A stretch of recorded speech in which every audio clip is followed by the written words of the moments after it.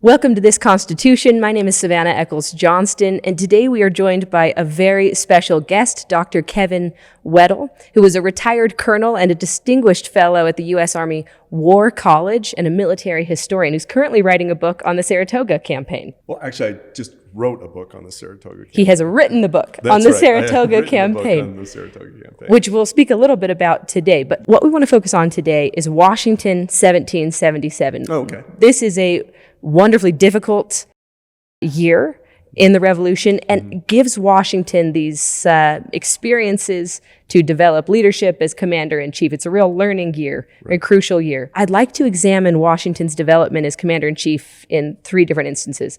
The first, Battle of Trenton and Princeton.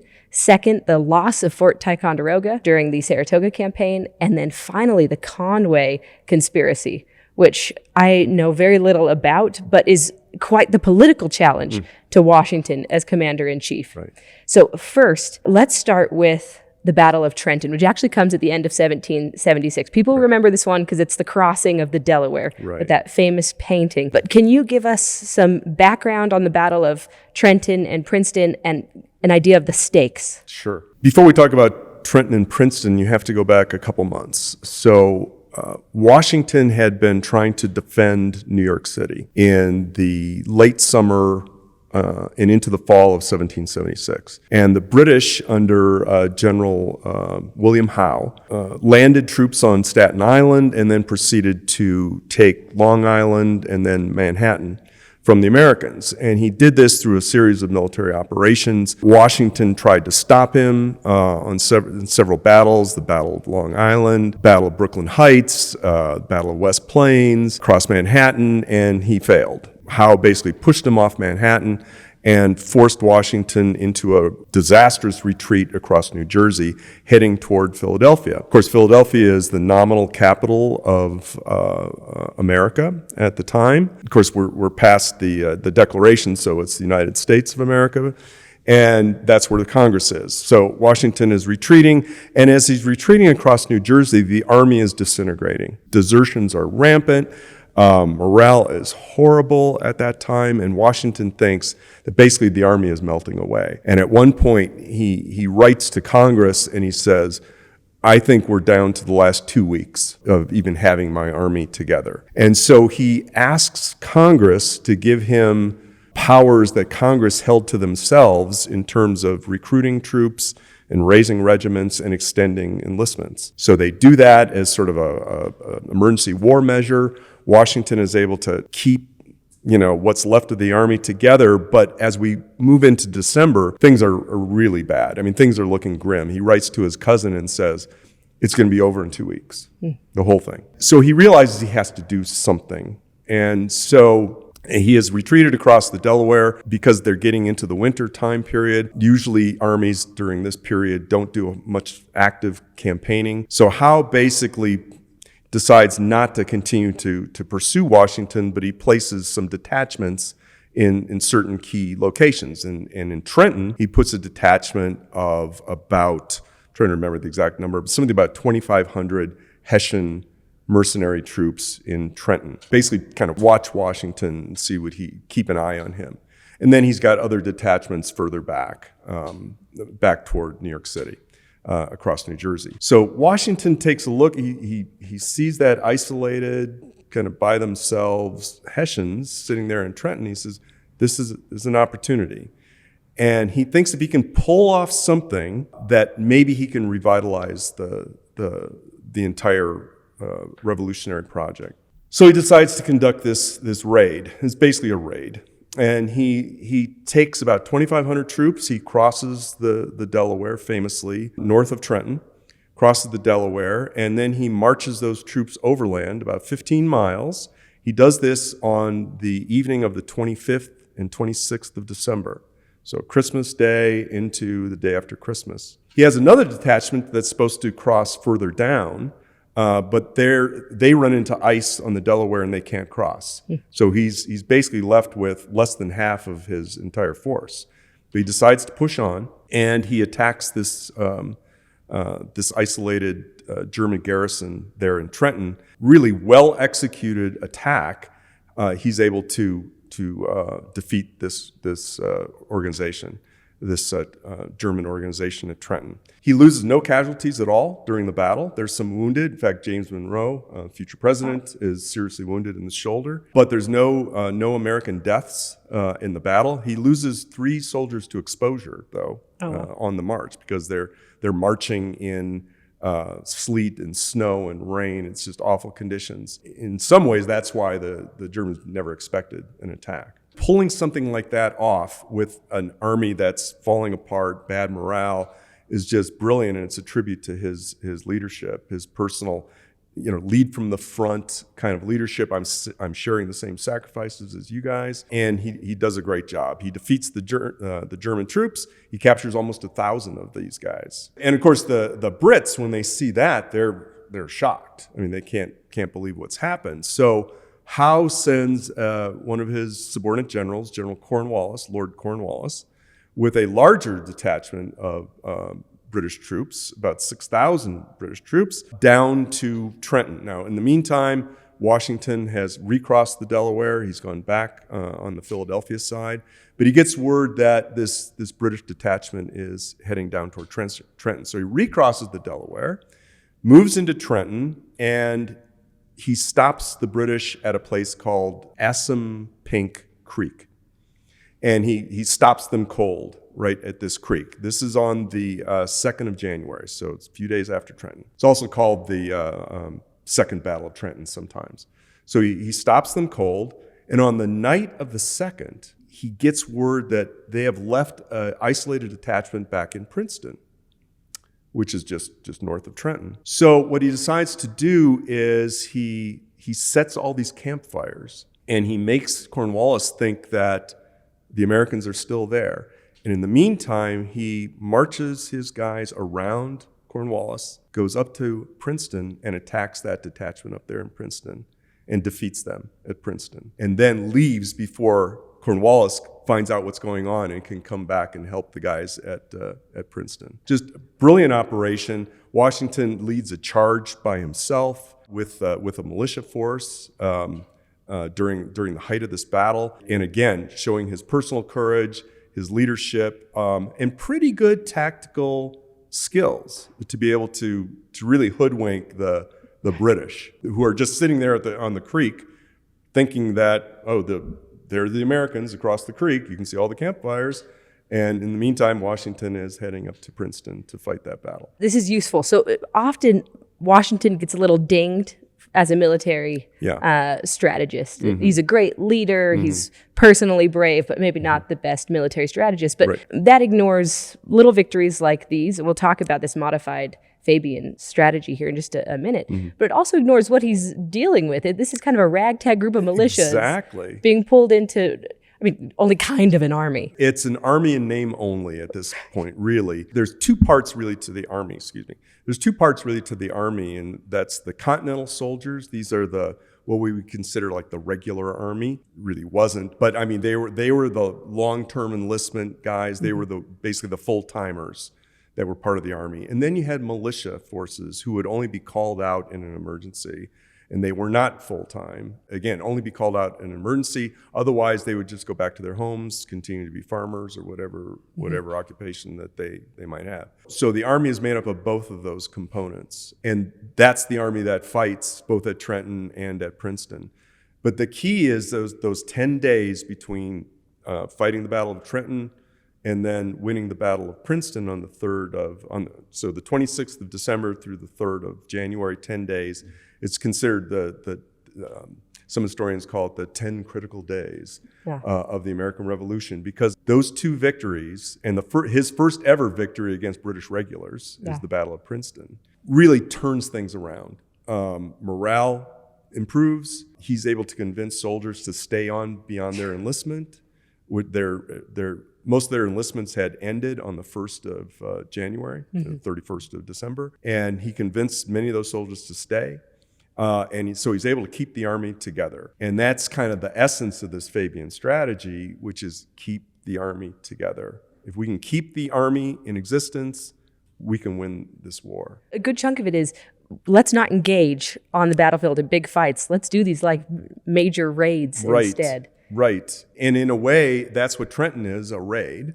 Right. For the most part. Princeton's a little bit more of a pitched battle, but still, he goes after this smaller British force where he knows he has the advantage of numbers. And so that's why he goes against Princeton as well, and not trying to face Cornwallis head on, but instead skirting around him and going after this isolated detachment. So in this first instance, we see Washington re-energizing the revolution with a really daring attack at Trenton and then the follow-on victory at Princeton, which is, again, remarkable because he's doing this with the most ragtag group you can imagine. This shows immense leadership skills. But then we're going to go into the rest of 1777. It's going to be a really tough year. It's going to end it's a tough year. At Valley Forge. Right. So we're going to see him develop leadership skills in a very different circumstance. Right. And the next one I want to move to, if that's all right, is Saratoga. So the Saratoga campaign, where Washington is not there. Instead, you have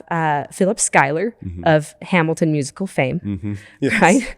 Eliza Hamilton's father. Right. And you have Horatio Gates there as well, who is a fabulous character and also very into himself. Yes. And you've got some personality clashes here, which is going to cause chaos. Yes. And will eventually lead to the loss of Fort Ticonderoga. Right. Big deal. So first, how does this happen? How do the Americans lose Fort Ticonderoga? Right. And then we'll get to what could Washington have done to prevent this? Is this kind of a failure of Washington as well? Yeah. So Washington is a little bit of background. So Washington is not only commanding the main American army, he's also the commander-in-chief of the entire armed forces. Not the Navy, but all the land forces. So, I mean, that was his charge on the 14th of June, 1775, when he was given his commission by Congress, your commander-in-chief. Can I pause you for just a second? Yeah. These are two very different jobs, being commander of an army and commander-in-chief of all the armies. Right, so he's dual-hatted. Right. He's got two big responsibilities. Okay. He's the big guy, but he's also commanding the main American army. So, and they're two very different jobs, as you said, but he's both. So he not only has to command and fight his army, but he also has to provide guidance and support and any other supervision that's needed in these other departments. And in 1777, there were 5 departments, and they were generally regional departments. So you had the main army, of course, under Washington. And then you had the Northern Department under Philip Schuyler, mainly upstate New York. So Albany was his headquarters, but it encompassed Fort Ticonderoga. It encompassed Fort Stanwix off on the Mohawk River on the western end of New York. That encompassed that entire area. You had the Highlands Division. So those guys were responsible for defending the Hudson Highlands, which is a very strategically important area. And you had the Eastern, you had the Western, you had the Southern departments. They were less active during this time. But because he's as we get into 1777, after Trenton and Princeton, what's going on in the Northern Department is Philip Schuyler, the commander, who's also a delegate to Congress, which was something we wouldn't see today, of course, but you had back then. He felt he had been treated badly by Congress after the 1776 campaigns. So he leaves his command in Albany, just leaves it. Basically, today we would call that AWOL. But he just leaves it without permission, goes down to Philadelphia, and he's pressing his case to his fellow delegates down there. And this is a terrible choice. It's a terrible choice. So he basically, Northern Department is without a commander. In the meantime, Congress has appointed Horatio Gates, another 2-star general, major general, to command up at Fort Ticonderoga. Now, that was a job that Gates had already had in 1776. He didn't want to go back up to Fort Ticonderoga, but that was his orders, to go back up to take command of Fort Ticonderoga.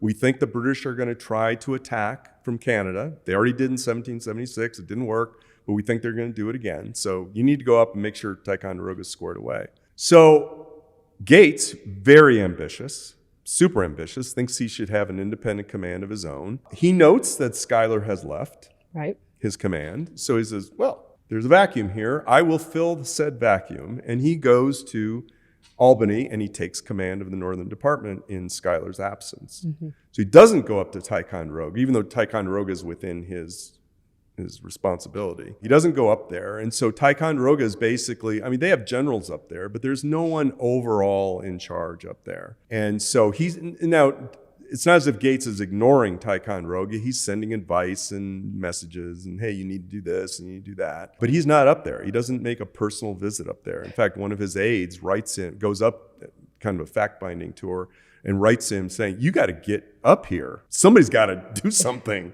because nothing's getting done up here. But Gates doesn't. He wants to be in command of the Northern Department. Washington, during this period, obviously he's got a lot of things to worry about. He's trying to rebuild the army that had almost collapsed before Trenton and Princeton. He's worried about what Howe was going to do with his army, obviously. So Washington basically kind of ignores what's going on up there in the Northern Department. And so does Congress. And so consequently, Ticonderoga is without adult supervision, let's say. Finally, Congress corrects the problem, reappoints Schuyler to command, saying, Schuyler, get back up there. They order him to get back up there. They tell Gates, you need to go to Ticonderoga. Gates says, nope, if I can't command the Northern Department, I'm not going to command anything.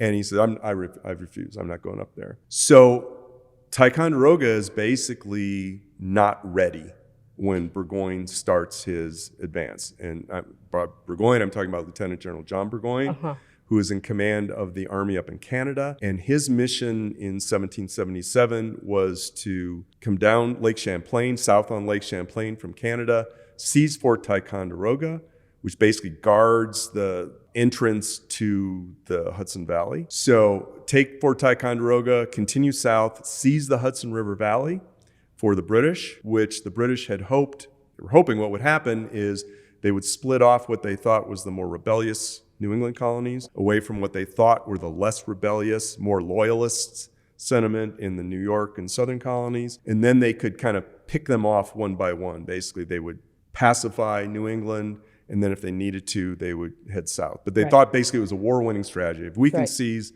the Hudson River Valley and split off the Canadian or the New Englanders, we'll win the war. That is a pretty good strategy, actually. Actually, I'm not sure it was a war-winning strategy. Okay, tell me why. To begin with. Well, so when Burgoyne leaves Canada, he's got about 10,000 men, and he's got another 1,800 or so that they will come down. Their job was to sail up the St. Lawrence River into Lake Ontario and then come down the Mohawk River and meet Burgoyne at Albany. So he's got a total of about 2,200, or I'm sorry, about 12,000 troops. If he took the Hudson River Valley, it would be a big blow, obviously. But the Hudson River Valley is a long, a big, long area. Right. And to think that you'd be able to control that entire area with only 12,000 troops is a pipe dream. There was no way that they would be able to actually control that. They might be able to seize it initially, but to actually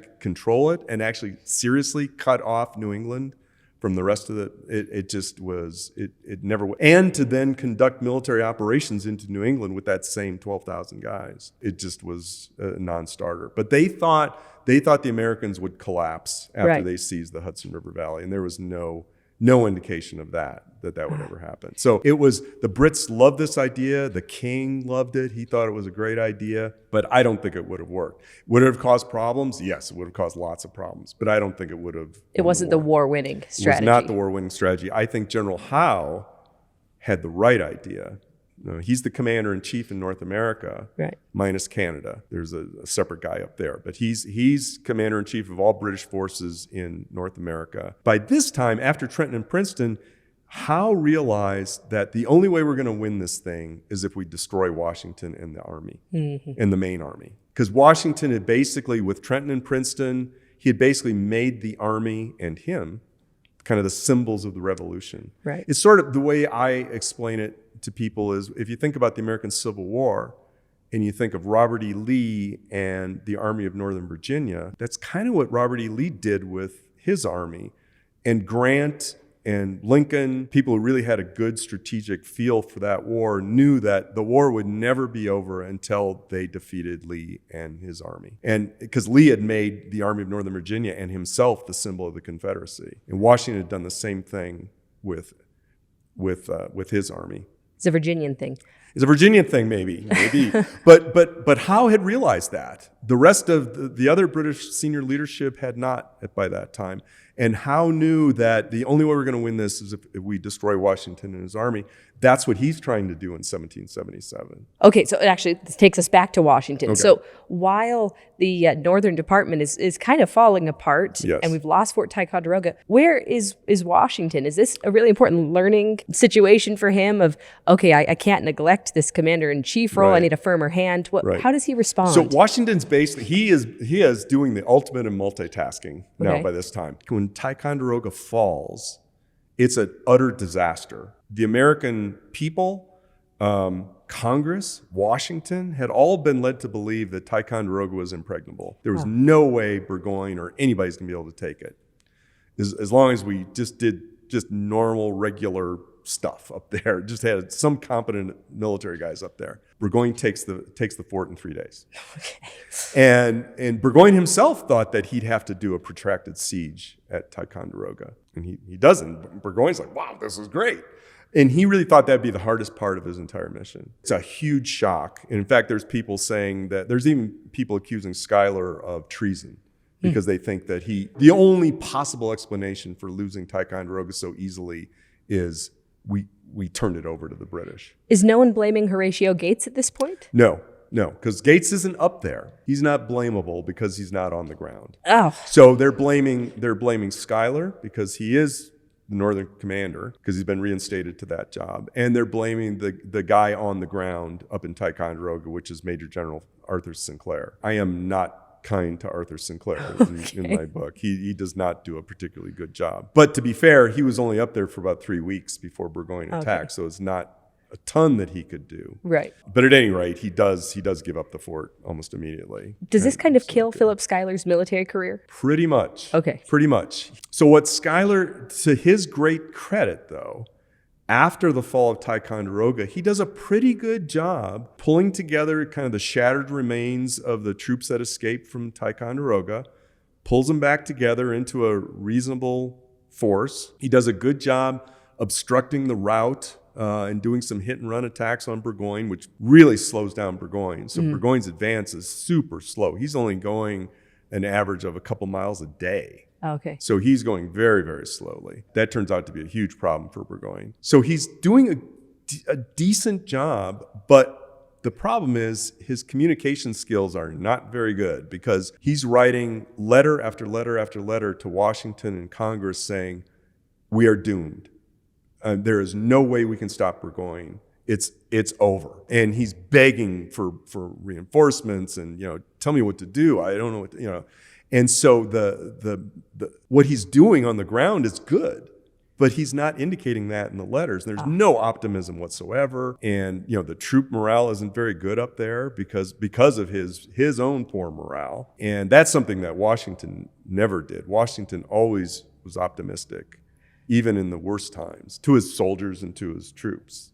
Maybe personally he wasn't when he's writing his letters. Right. Yeah. So how is Washington responding? Well, Washington is responding very, very well. So he didn't do I'm pretty critical of Washington in the spring, early summer period because he's not stepping in to resolve this command problem in the Northern Department. But once Ticonderoga falls, I think it really kind of concentrated his mind. And even though he also has to keep an eye on what Howe is doing, because he's after all commanding the main army, and he's facing Howe, he has to figure out what Howe is up to, which is not always easy. He's also now paying very close attention to what's happening 300 miles to the north with Schuyler. And so he starts. And he's also, of course, getting these very woe is me letters from Schuyler. So he sends all the reinforcements he can possibly spare, both from his army and from the Hudson Highlands. He's transferring soldiers up there to help out Schuyler. He's also, which is I think the most important thing he does, he sends good leaders up to help him. So he sends Benedict Arnold, who is arguably the most dynamic, aggressive combat commander he's got. I mean, combat leader. Yeah. Up there, sends him up there. He's also, Washington knows that Arnold is the militia really like Arnold. The militia hate Schuyler. Oh, interesting. And Washington also knew that we would need, because of this emergency, we need the militia to come out. And because Schuyler was just despised by the militia, especially New England militia, they weren't getting any New England militia to come out to help. No one wanted to serve under Schuyler. But now he sends Benedict Arnold up there. He knows Benedict Arnold is militia friendly. He also sends Benjamin Lincoln up there, Major General Benjamin Lincoln. He's one of these generals that is really important, but no one's ever heard of. And Benjamin Lincoln is from Massachusetts. New England militia like him. He's really good with militia. He's a steady guy. Sends him up there. He sends a couple other generals, General John Nixon, General Glover, both really competent guys, sends those guys up there. They're a little more they're brigadier generals, not major generals. They're junior, but he sends them up there to help. He also sends up Colonel Daniel Morgan and his riflemen. So this is a very elite force that Washington has just put together. He sends those guys up there. You're sending your most elite force away from your army to join another army. So it's a very selfless act when Washington sends them up there. And when you think about Daniel Morgan and his riflemen, think like Delta Force or SEAL Team 6. I mean, that's kind of what those guys were. They were elite. There's only one of them, so everybody wants them. Right. And so Washington sends them up there, even though he knows he's going to have to fight Howe.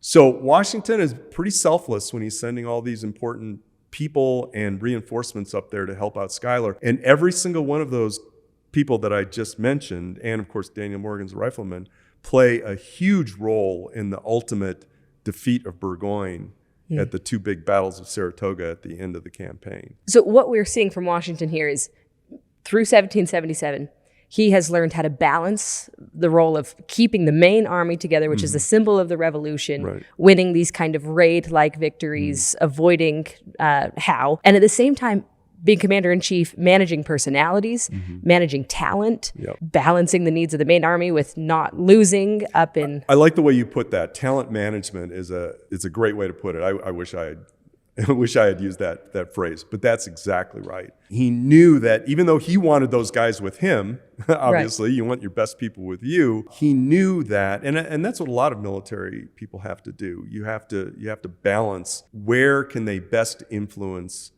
the battle or the war. And in this case, he knew that Schuyler needed some backbone.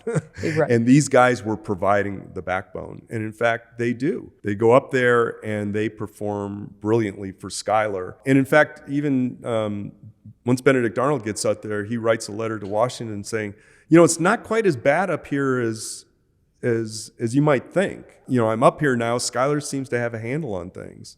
I didn't think he did, but he seems to have a handle on things. But by that time, unfortunately for Schuyler, Congress had enough. Right. And Congress decides to relieve Schuyler of command, and they replace him with Horatio Gates. He gets what he wants. Yes, Throws Horatio a Gates fit. will finally get his independent command. Yeah, he had to throw a fit first to get it. He had to throw a fit first. In fact, one thing I talk about in the book, Gates literally goes to Congress and throws a fit. They allow him to come in when they reappoint Schuyler to command of the Northern Command.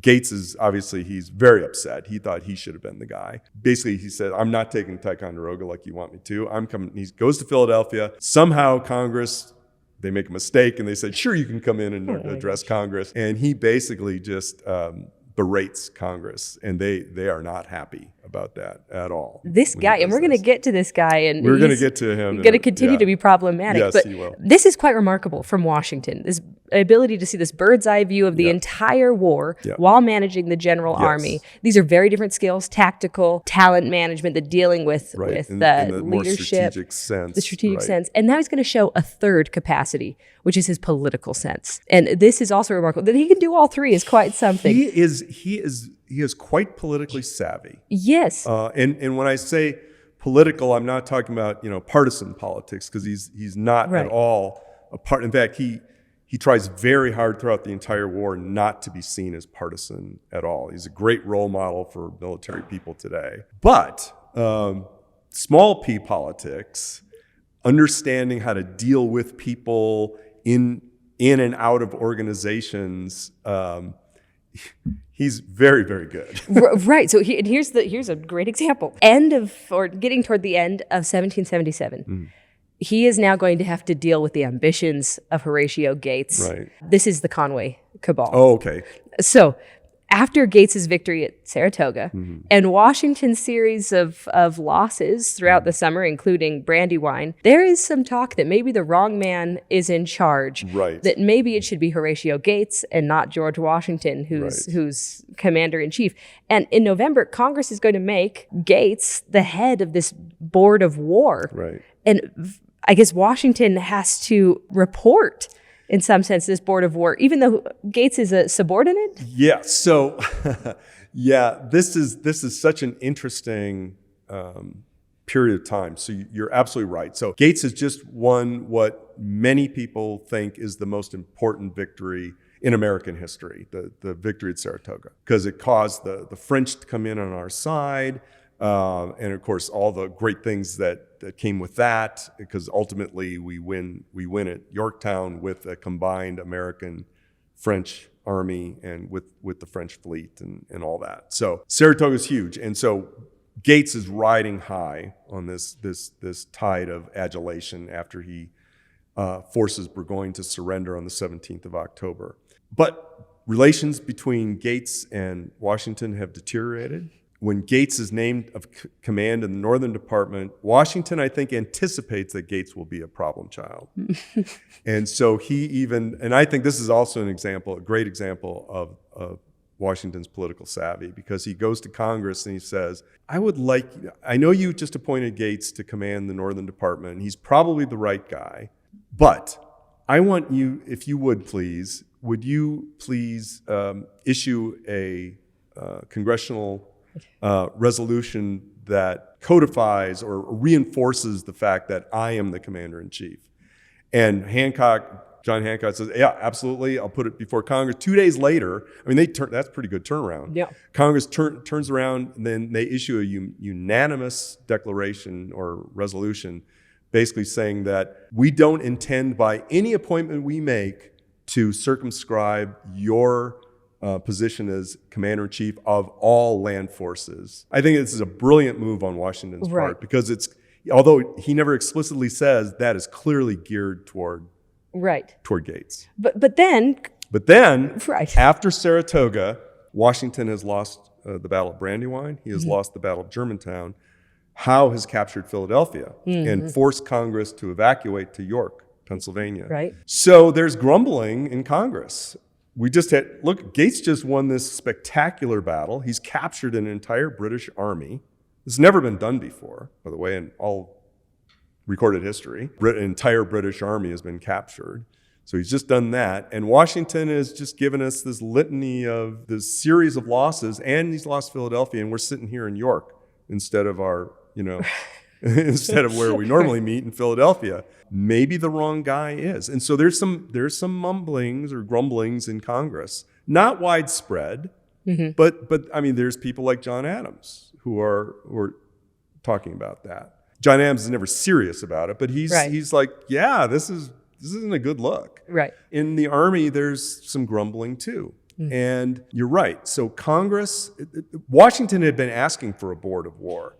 Up to this point, he had been answering to a bunch of different committees and John Hancock. And so, that was a lot of work for Washington. It added a lot of burden to him. So he asked Congress to consider appointing a board of war that would be sort of one belly button that Washington could go to. So they do. They create this board of war, and they decide to make Gates president of the board of war. And the way they had established it was Washington would report to the board of war. So now Washington now would have to report to a subordinate. He had been asking to appoint an inspector general, and Congress wanted to appoint a foreign-born officer to that because they thought these foreign-born officers knew more about drill and tactics and things. So they appoint this brigadier general who Washington does not care for, a guy named Thomas Conway, who's an Irish-French officer. They make him the inspector general. Washington also has to answer to him. So he has to answer to these two subordinates. So Washington is not pleased about this. At the same time, what's going on is Conway is lobbying to be promoted to major general.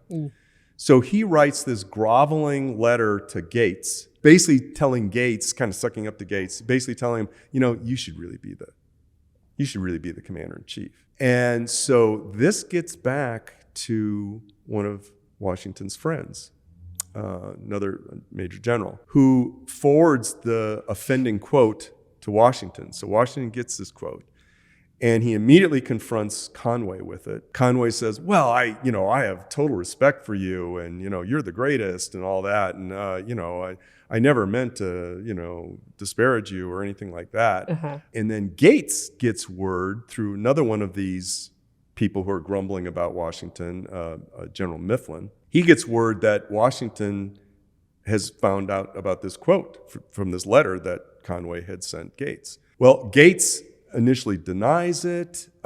He then says, well, it was a forgery, and you're attacking my integrity, and all this stuff. And Washington very, very shrewdly basically kind of lets him stew for a while. And he immediately confronts Conway, but he lets Gates kind of twist in the wind. And Gates is starting to panic now that he thinks he's going to be caught in this lie. Which it was, of course, a lie. Several weeks later, Washington then goes back to him and say, really, I have proof that, you knew Conway and you knew about this letter, and it's, you've been lying. Right. He doesn't come out and say it, but in his very roundabout, formal manner, I'm glad to hear that you're, and he says things like, I'm glad to hear that we're still friends and that I still have your support and all that. But clearly he's saying, I got your number, buddy. And at the same time, Washington is getting good support from the new president of Congress, Henry Lorenz, who has replaced John Hancock. So he's got support there. He builds more support within Congress as we get into the Valley Forge period in early 1778. He forces Gates to issue him an apology.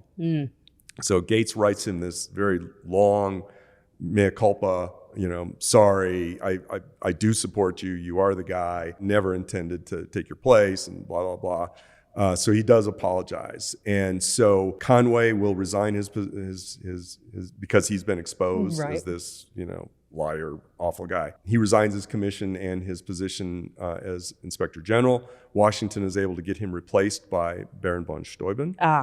Although Gates hangs on as president of the Board of War, his influence is shot by that point, and he then resigns pretty quickly afterwards. Right. And so now Washington doesn't have a threat.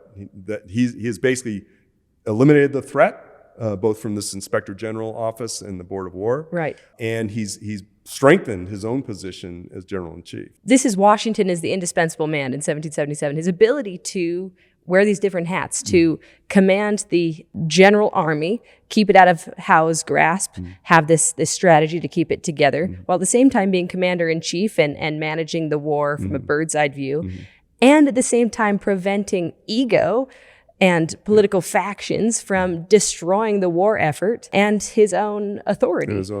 And managing all three of these things at once is quite remarkable.